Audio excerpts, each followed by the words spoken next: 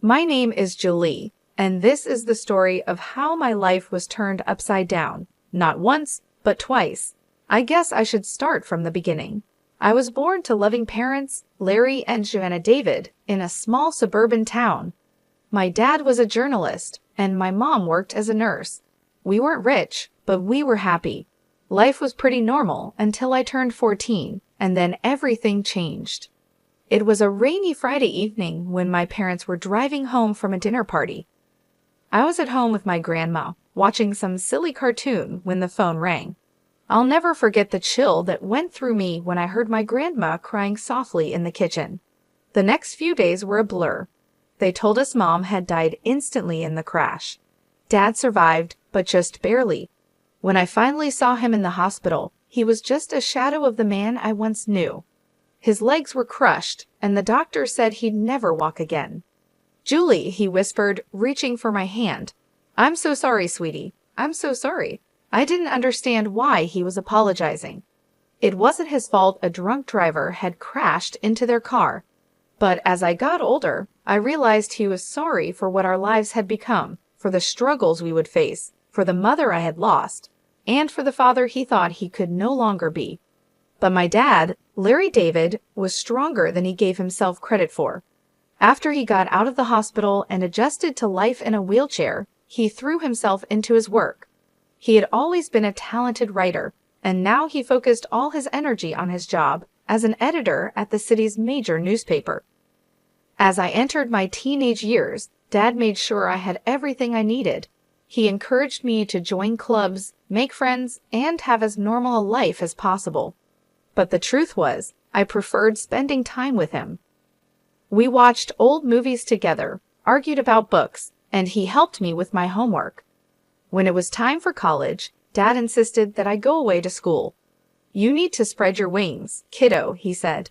"Don't worry about me, I'll be fine." I was hesitant, but I knew he was right, so I went off to college. I went to the State University of New York and studied accounting. That's where I met Emma, who became my best friend. Through Emma, I met her second cousin, Paul. Paul was kind and funny, and he didn't flinch when I told him about my dad. In fact, the first time he met Dad, they got along right away, bonding over their shared love of classic rock. Later, Paul told me, "Your dad is cool, and you're amazing for taking care of him all these years." I tried to play it off, but inside I was glowing. For the first time since the accident, I felt like maybe, just maybe, I could have a normal life, a life with love, laughter, and even a family of my own someday. After graduation, things started to fall into place like a puzzle. I got a job at the local tax service, and Paul started working as a long-haul truck driver. We dated for 4 years before he proposed to me on a crisp autumn evening in the park where we had our first date. I was thrilled, but there was one thing I needed to make clear. "Yes, Paul, but I can't leave my dad. He needs me." Paul smiled wide and said, "I wouldn't have it any other way. We'll all live together. Your dad's apartment is big enough for the 3 of us, right?" The wedding was small but beautiful. Dad insisted on wheeling himself down the aisle to give me away. There wasn't a dry eye in the place. As I stood there, holding Paul's hand, I felt like I was living a fairy tale. But every fairy tale has its villains, and mine came in the form of my mother-in-law, Maria, and my sister-in-law, Olivia. From the moment I met them, I could tell they didn't approve of me. "So your father is handicapped?" Maria asked during our first meeting, wrinkling her nose like she smelled something bad. "He's disabled," I corrected, trying to stay calm. "But he works as an editor." "How nice," she interrupted, clearly not interested. Then she turned to Paul and asked, "Are you sure about this? There are so many nice girls from good families."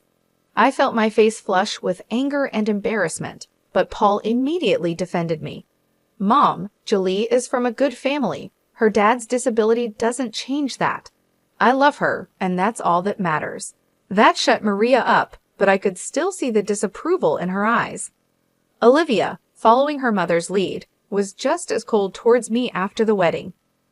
True to his word, Paul moved in with Dad and me, and our life settled into a comfortable routine. I'd go to work at the tax office, while Paul was on the road for days at a time. When he was home, we'd all have dinner together. But whenever Maria and Olivia visited, the atmosphere in our home changed. They acted like they owned the place, barely acknowledging Dad's presence. Once, I overheard Maria whispering to Olivia, "It's a shame. Paul could have done so much better. Now he's stuck with this girl and her crippled father. What if they have children? Can you imagine the genes?" I was furious, but I kept quiet for Paul's sake. I tried to keep the peace, but it was getting harder and harder. One evening, after a particularly tense visit from Maria and Olivia, I broke down in tears. Paul found me in our bedroom, crying. Hey, he said, pulling me into his arms. "What's wrong?" "Your mom and sister," I sobbed. "They hate me. They think I'm not good enough for you because of Dad." Paul's face hardened.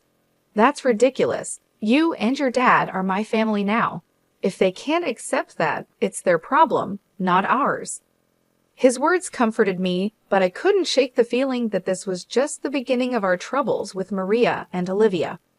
As the months went by, Paul's trucking business began to grow. He was always on the road, traveling across the country in his big rig. I missed him terribly when he was gone, but I focused on my work at the tax office and spent my evenings keeping Dad company. One crisp autumn evening, as I was helping Dad into bed, Paul called.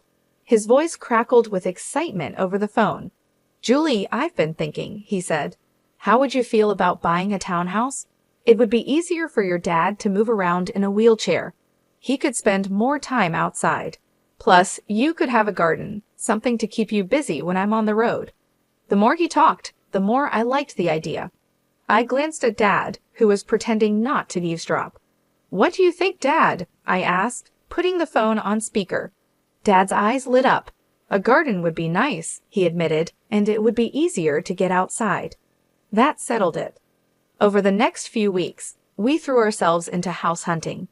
We finally found the perfect place, a spacious townhouse with wide doorways, a roll-in shower for Dad, and a beautiful backyard. Taking out a mortgage was scary, but with Paul's income, mine, and the rent from Dad's old apartment, we managed to make it work. We moved in on a sunny Sunday in spring, and I'll never forget the look on Dad's face as he wheeled himself out onto our new patio. "This is perfect, sweetie," he said, his eyes misty. "Thank you." We spent the next few months settling in and making the place our own. I planted a small vegetable garden, and Dad would sit outside for hours, enjoying the sunshine and fresh air. It was peaceful, almost perfect. Then we decided to have a housewarming party. We invited friends, colleagues, and yes, even Maria and Olivia. The party was in full swing when they showed up, fashionably late as usual. They walked in, looking around with barely hidden envy. As we walked through the house, I could see Maria thinking about something. When we reached the master bedroom, she turned to me with a sly smile. "You know, Julie," she said quietly, "this would be perfect for Paul and me. Why don't you send your father to a nursing home? Then I could move in here." I felt like I'd been slapped. "Excuse me," I managed to say. "Oh, don't look so shocked," Maria continued. "Your father isn't well. He's not a whole person anymore, is he? He doesn't need all this luxury. A nursing home would be more than enough for someone in his condition." Before I could respond, Maria marched out to the patio where Dad was talking with some guests. To my horror, she grabbed the handles of his wheelchair and started pushing him toward the driveway. "Maria!" I shouted, running after her. "What are you doing?" "If he won't go to a nursing home, he can stay outside," she sneered. "That's what you wanted, isn't it? For him to be outdoors?" I was shaking with rage and disbelief. Thankfully, Paul heard the commotion and came running. His face turned red with anger when he saw what his mother was doing. "Mom," he yelled, "what the hell are you doing? Let go of Larry's chair right now." Maria looked shocked by Paul's tone. "But honey, I was just—" "I don't want to hear it," Paul cut her off. "You and Olivia need to leave now."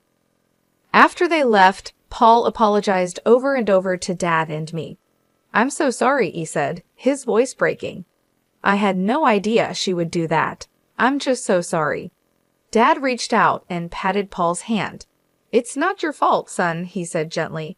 "Some people just can't understand." Life settled into a new routine after that incident. Maria and Olivia kept their distance, which was fine with me.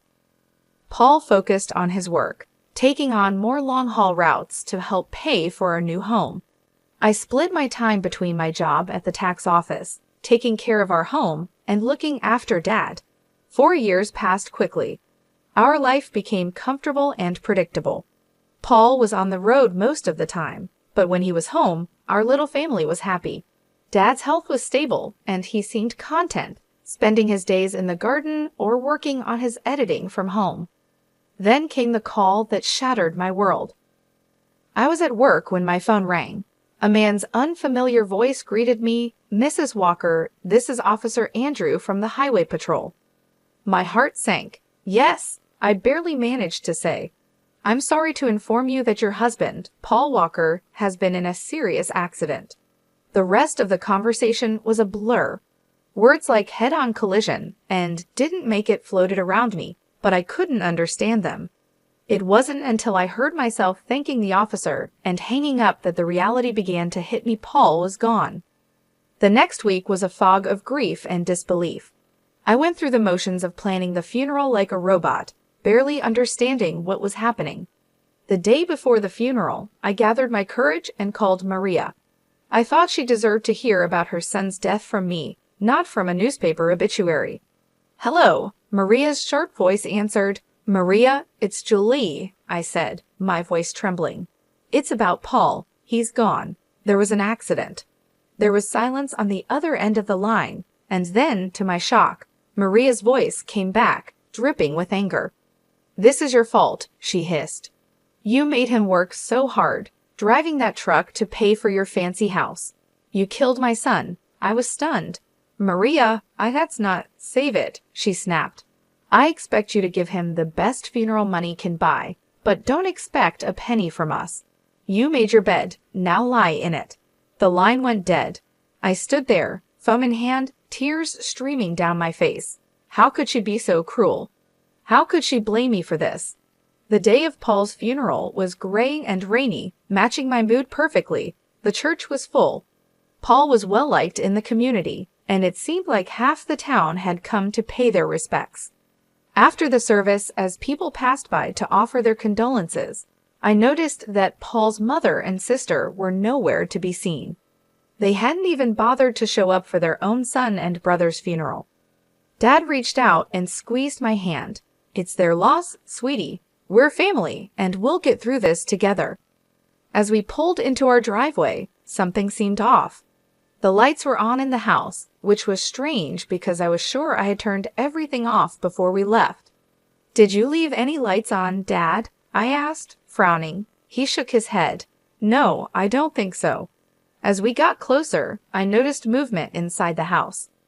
My heart started pounding. Were we being robbed on the day of Paul's funeral? I quickly helped Dad out of the car and into his wheelchair, my mind racing. Should I call the police? But as we approached the front door, I heard familiar voices inside. A chill ran down my spine as I recognized them. I pushed open the door to find Maria and Olivia in our living room, surrounded by boxes and pieces of furniture.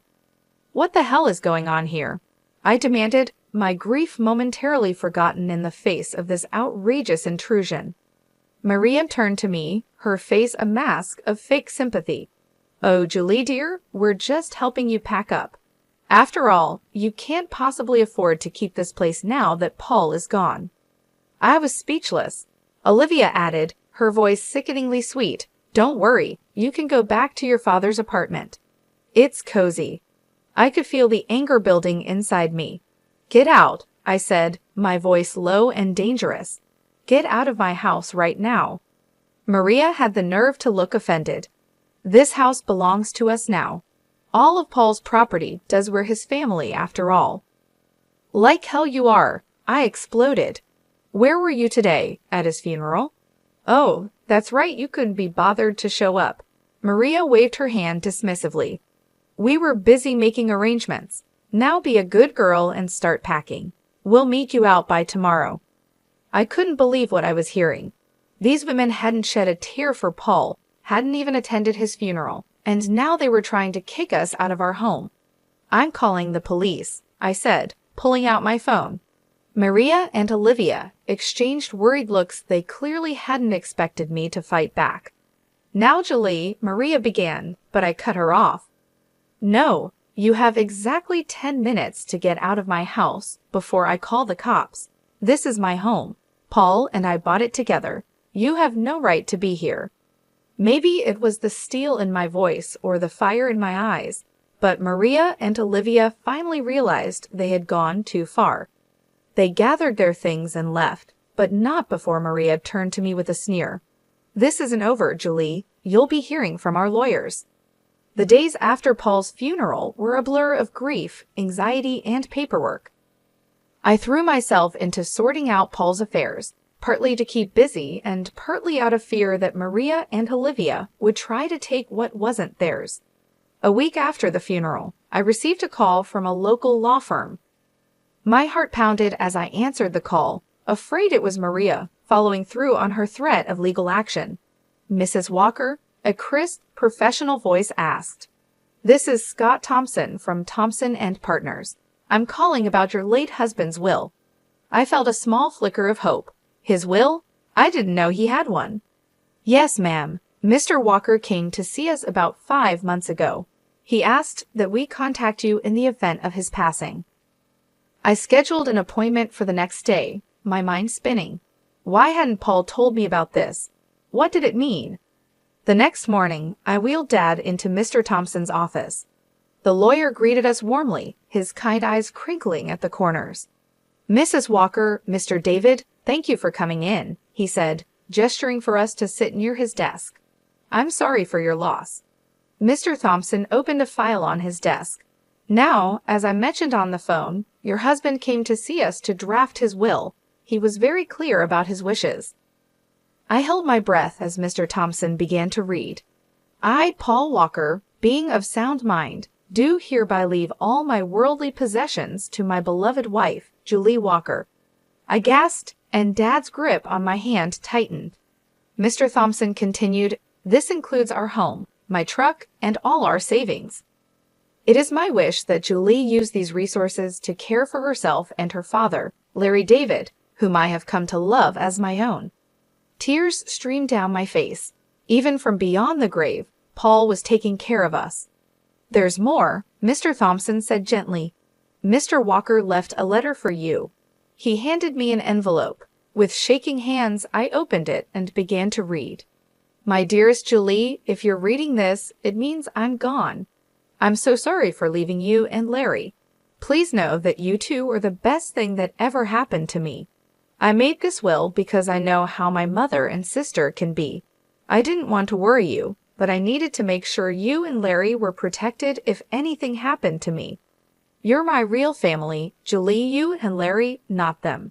Take care of each other, live your lives to the fullest, and know that I'll always be watching over you. All my love, Paul." I clutched the letter to my chest, sobbing. Dad was crying too, his weathered hand patting my arm. Mr. Thompson gave us a moment before speaking again. "Mrs. Walker, there's one more thing. Your husband's truck was insured.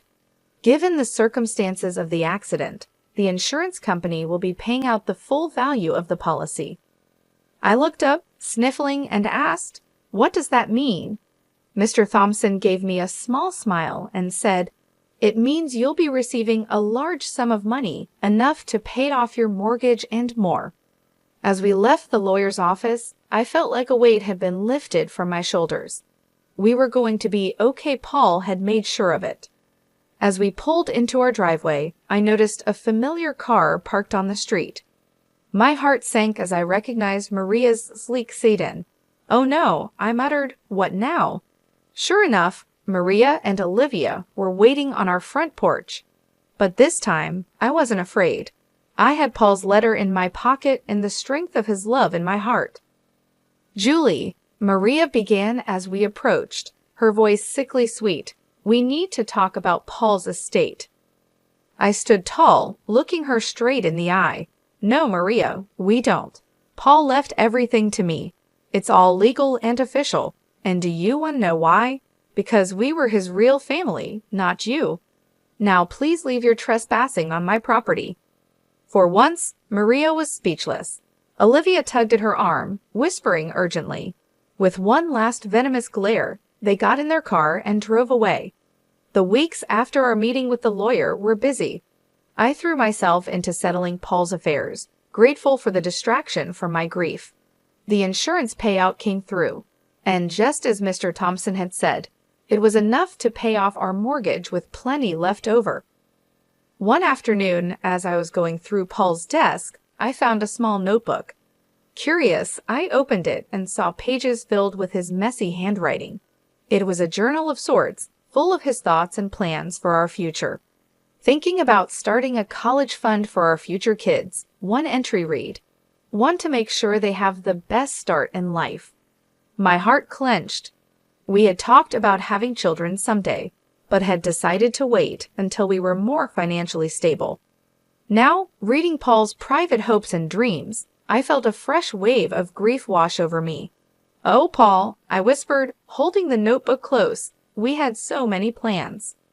That night, I tossed and turned, unable to sleep. My mind kept drifting to the journal, to the future we'd never have. When I finally drifted off, I dreamed of Paul. He was smiling, holding out his hand to me. "It's okay, Julie," he said in my dream. "Everything's going to be all right." I woke up the next morning feeling different. I couldn't quite figure out what it was, but something had changed. As I got ready for work, a wave of nausea hit me, and I barely made it to the bathroom in time. The morning sickness didn't go away in the days that followed.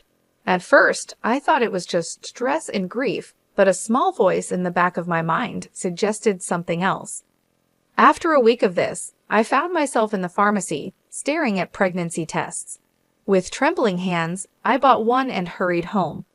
The 5 minutes I waited for the result felt like the longest of my life. When I finally looked at the test, there were 2 clear blue lines. I sank to the bathroom floor, overwhelmed by a mix of emotions: joy, fear, grief, and hope all swirling together. "Julie," Dad's voice came through the door. "Everything okay in there?" I opened the door, tears streaming down my face. Dad's expression changed from concern to alarm. "What's wrong, sweetie?" he asked. I held up the test, my hand shaking. "I'm pregnant, Dad." I fell into his arms, sobbing. He held me, stroking my hair like he used to when I was a little girl. "It's okay," he murmured. "It's going to be okay. You're not alone, Julie. And this baby is a gift, a piece of Paul that will live on." His words hit me deeply. This baby was a part of Paul, a continuation of our love. Suddenly, the fear began to fade, replaced by a strong determination. "You're right," I said, wiping my eyes. "This baby is a gift, and we're going to be okay." Dad smiled, his eyes crinkling at the corners. "That's my girl.